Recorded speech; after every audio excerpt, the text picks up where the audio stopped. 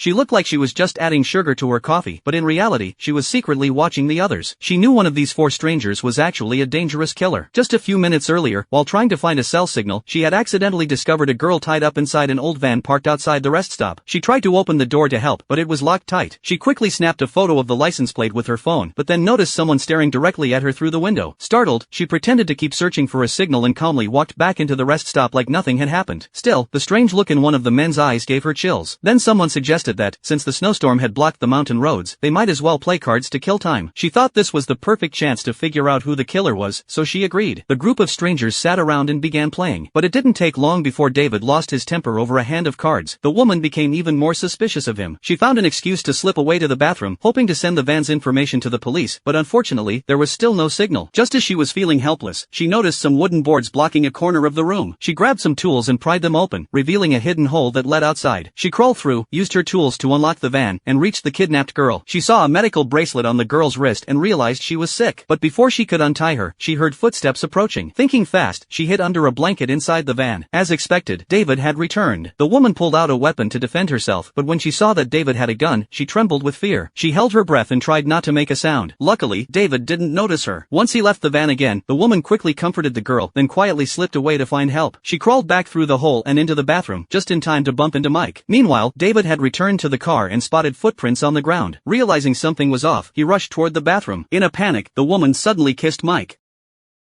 David looked confused and walked away. The woman quickly explained everything to Mike. Shocked, Mike grabbed a nail gun and told her to go back to the van to free the girl while he found a way to stop David. The woman gathered her courage, walked past David, and headed out the front door. She glanced back to make sure no one was following, thinking her plan had worked. She rushed to the van and pulled off the tape covering the girl's mouth. But just when she thought it was all over, the girl's next words threw her into complete despair. Where are the men?